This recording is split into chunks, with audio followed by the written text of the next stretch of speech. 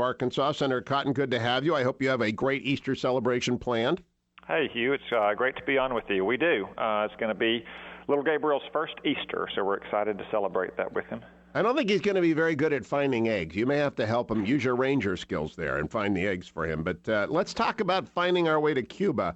There's an amazing picture going around the web today of President Obama and Raul Castro, and the Cuban propagandists have managed to get Che behind the president. It's really sickening.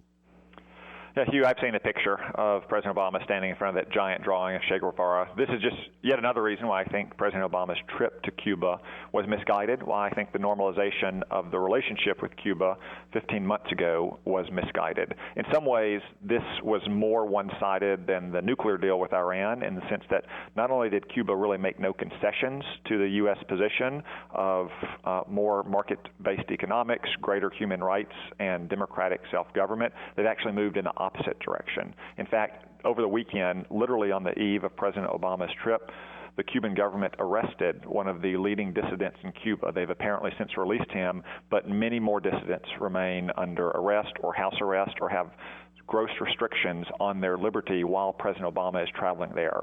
I think that's not only wrong for our relationship with the Cuban people and for their rights, but also our interest around the world, because it tells adversarial regimes they can humiliate the United States, and there's no price to pay under Barack Obama. Now, Senator Cotton, did we get anything out of this deal at all? You're fair. I know you don't like the deal. I don't like the deal. But in their defense, did we get anything at all from this trip? It's hard for me to see what we received in return. I mean, Cuba is still harboring very bad guys, cop killers of police officers in the United States.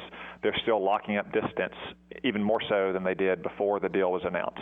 If you want to do business with the people of Cuba, you essentially have to go through the Castro regime.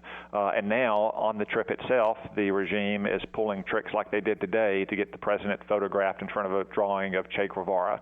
So I think it was entirely one-sided, and it's not in the best interest of the United States, nor is it good for the Cuban people. All right, now, turning a page to what's going on in North Korea. They fired a volley of medium-range or short-range missiles today. They all fell into the sea. But what do you make of this pattern of radical outbursts by the crazy guy running North Korea?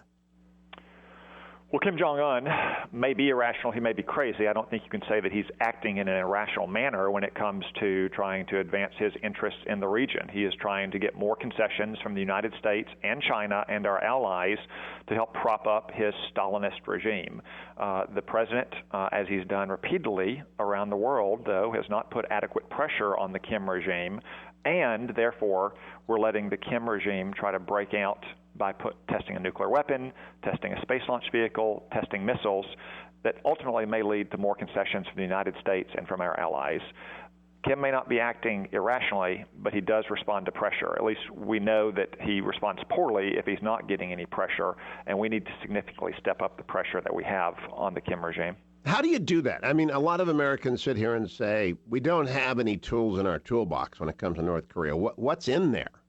I'm doubtful about that. We can push for more aggressive sanctions, and we can push China to be more aggressive with the Kim regime. There's still open flows of currency between China and North Korea. North Korea gets many of its basic foodstuffs and other materials from China. Ships still go in and out of the North Korean harbors. China has it fully within its capability of turning off those benefits for the North Korean regime and therefore putting pressure on the Kim regime. And it's ultimately going to be in China's best interest to do that, because if North Korea provokes a regional arms race with our allies, South Korea and Japan, and brings them closer not only to us but together, given their historical disputes, that's going to be bad for China's interests in the region. So the United States should be putting more pressure on China to put more pressure on North Korea. Now, Senator Cotton, I want to close with Israel. Former Secretary of State Clinton addressed AIPAC today, the American-Israel Political Action Committee. Later today, Senator Cruz and Donald Trump will be there. I'm not sure if Governor Kasich is going to be there. But as between the two parties, AIPAC, how would you advise them their best interests lay if their sole issue is the relationship between the United States and Israel? Well, AIPAC is a bipartisan group. They reflect the fact that the foundation of the U.S.-Israel alliance is not presidents, it's not secretaries of state, it's not even congressmen and senators, it's the people we represent, the American people. And they want to have a strong bipartisan relationship with all the members of Congress because of that widespread support among the American people. However, if you're a voter who cares about Israel and cares about the U.S.-Israel alliance, then there can be no doubt that the Republican Party is the better party that consistently represents the interest of the United States-Israel alliance. We were opposed to the Iran deal or the Iran nuclear deal. We've consistently called for greater action against the Islamic State, which is increasingly going to threaten Israel's borders. And we don't have Barack Obama's long history of consistently undermining the alliance, whether it's small diplomatic disputes or withholding munitions from Israel in the middle of a hot war.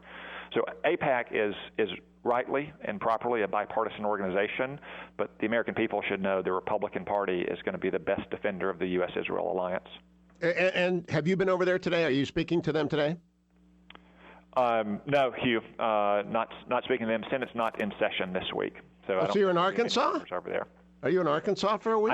I just ducked into Washington to gavel the Senate in and out this week, Hugh, so we don't have a recess appointment to the Supreme Court, which I know you'll appreciate. Well, I'm glad to know your highest and best use is doing that. I'm very glad. Is that by reverse order of seniority?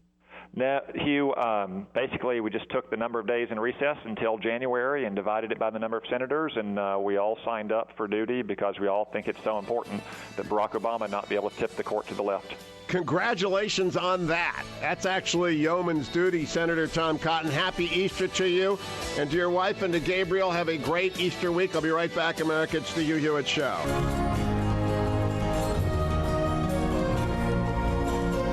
Welcome back, America. It's Hugh Hewitt.